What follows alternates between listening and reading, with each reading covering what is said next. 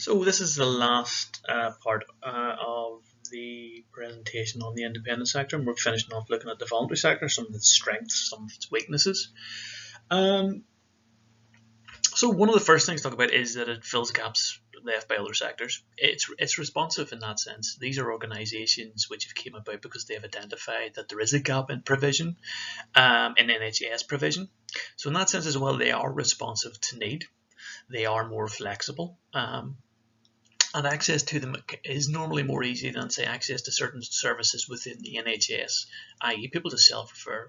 And if you go to any of the websites of these organisations, they've got all the contact details. They have people waiting to deal with queries and stuff like that. So it's less bureaucratic. It's a bit more flexible. One of the other strengths of the sector is that it quite often will be staffed by volunteers, and the volunteers are people who, generally speaking, will have a genuine interest in the client and in a particular area of care. Quite often they'll be staffed by people who've personal experience of whatever the particular condition is. Perhaps it's a mental health condition like anxiety or something like that, or it's helping people with, really take your pick of the sort of conditions.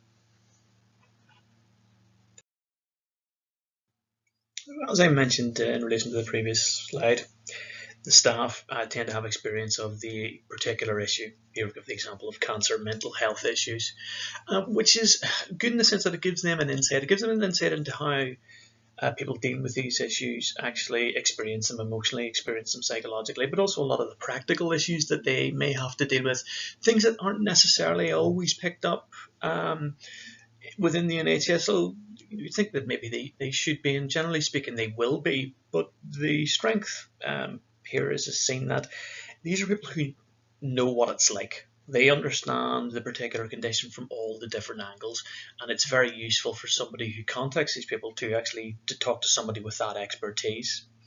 Um, the services are usually free or have a very small charge, which is very useful, obviously. Say somebody's dealing with a mental health issue like anxiety. Now, you could go to the private sector, you could arrange to speak to a psychologist about that, but to help you with your issues. You could obviously go to the NHS as well, but say you want to do private, that's going to cost you money. Speaking to the voluntaries, people in the voluntary sector or availing the voluntary sector help usually shouldn't come with a charge, or the charge will be very small. The voluntary sector is also ideally placed to raise awareness of certain issues, things that the NHS perhaps might miss. And this takes us back to our first point about experienced staff, people who may have experienced a particular condition, the insights that they have, the stuff that,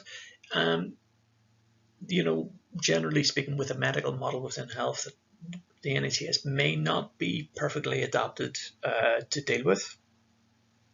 The voluntary sector can always also act as lobby groups. They can lobby government to improve services, again, based on the idea that they have a particular insight into the experiences of people with those particular conditions. They also provide a range of services to meet the client's needs. And I think of all these points as all sort of, interrelated. They're all based, apart from in relation to it being free of charge, the rest are based on ideas that these people do have particular insights into the particular condition and have a vested interest, are emotionally involved in this as well, because it's something which is very important to them. And they will provide a particular service to the person with the condition, or perhaps it's their family members, and they will also lobby on behalf of people with those conditions to try to improve care.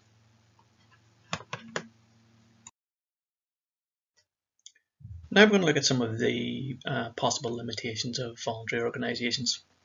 First point here is that some may lack accountability.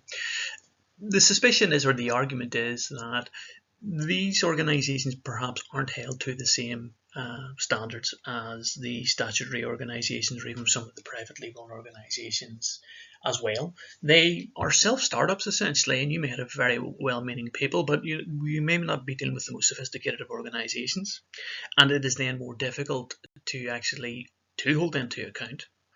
The staff may have limited or no training.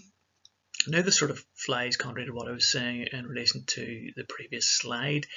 Perhaps having an emotional investment and really wanting to do well, being altruistic, isn't good enough. Dealing with patients with, say, complex issues, we all know this common sense that often people need to be trained to do so. So the argument would be just, being well-meaning perhaps isn't good enough. You also have to have the expertise. The voluntary organisations, the sector by definition is a patchwork provision of services. This relies on people basically self-starting, setting up the organisation. So you may have an organisation covering a certain geographical area where, say it's a cancer charity. In another area, you may not have a cancer charity because simply nobody has set one up and nobody is obliged to set one up. Whereas the NHS obviously is obliged to, or certainly attempts to, provide blanket coverage, although we know that doesn't work 100%. There's also the possibility of duplication of services. So duplicating services which are being provided by the private sector, or duplication of services which are being provided by the NHS. So that can lead to confusion for somebody who's looking for help, looking for advice, looking for treatment. And you could also say it's not a very good use of resources. Another argument, I think it's quite a strong argument, is if people pay tax and national insurance contributions and they expect cradle to grave support from the welfare state and the National Health Service, why then should we need to rely on voluntary sector organisations? The fact that they exist implies that the service being provided by the state is not comprehensive, is not good enough, and the argument is very simple. We pay for this service, we pay for coverage, and why isn't it being delivered by the state? Why do we have to have or rely on voluntary organisations? Final point, the services may be unreliable.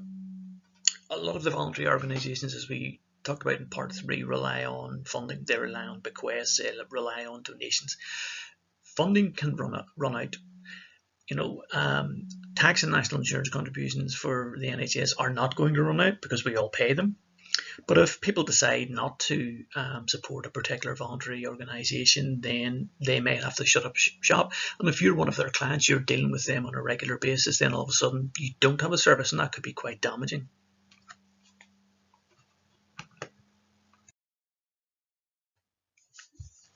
As we come to the end of the presentation, we're going to look at the independent sector in general, and what's the future for the independent sector. And there's a couple of points to remember here. Firstly, the NHS is relying, it seems, more and more heavily on the independent sector, and which suggests that in the future the independent sector is going to be taking up more of the role that the state usually would have taken in the provision of health and social care as well. There's also something to remember is that with increasingly sophisticated treatments for certain conditions comes increasing expense, and the NHS, doesn't have bottomless pockets. People, or certainly the argument is that people will look more to the private sector for treatments that the NHS simply cannot afford to provide. And we see these stories in the news all the time of certain NHS trusts will provide a certain treatment and other ones won't, and the rationale usually is because of price. And we know that some of the bespoke treatments, say cancer treatments, can be extremely expensive, £20,000 per year, say for example, for an individual patient. So that would lead us to assume that the independent sector, and say the private sector in particular, who can provide these treatments, are going to be relied upon more and more for individuals who are aware that the treatments are out there, but the NHS simply cannot afford to pay for them. And this whole idea, this area of NHS funding, has been rumbling on since the beginning of the NHS. And there's also a big ethical issue here. What treatments should they provide? Should they spend, and how much funding should they receive as well?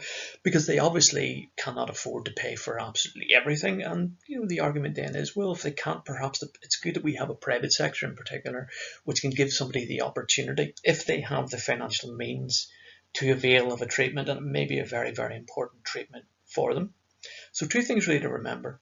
The NHS, the state, is increasingly using the independent sector to provide services. And because of the increasing expense of some more sophisticated treatments, the argument at least is that people will increasingly look to the private sector and self-fund their own treatment.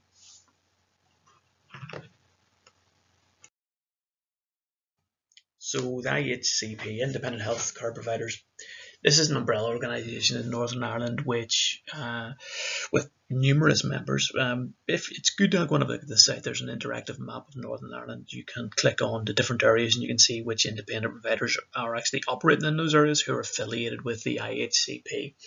Just look at the About Us section as well, what it is they try to do. But I think it shows you as well really how many independent providers we have, that you have an umbrella organisation like this who are essentially looking after them and putting together their contact details and stuff all in one place. Here we have an exercise, and I know you all love our exercises. This is very important because you're going to need to do this for your second assignment. So pick an issue or a condition, and the condition will be the one you're going to focus on. Say it might be a particular type of cancer, it might be anxiety, it could be schizophrenia, it could be diabetes, whatever long-term condition you've decided to look at. Start having a look at how independent providers meet the needs of service users with that particular condition. And also consider some of the stuff we've talked about over the 4 parts of this presentation. What are some of the benefits for service users of using these organisations? Also, what are some of the problems with using these organisations as well? Now, I've also mentioned here to include reference to ethical issues. We're going to look at the ethical issues specifically linked to the independent sector next week. But this, don't think of this as a chore and exercise as something extra you have to do. This is integral to how you're going to be doing your second assignment. You need to research, find out what independent providers are out there for the long-term condition you've chosen, and also consider, and you can refer back to this presentation, consider what the limitations of those organisations are, and also consider their advantages as well. And as I said, we look specifically at ethical issues in relation to the independent sector next week.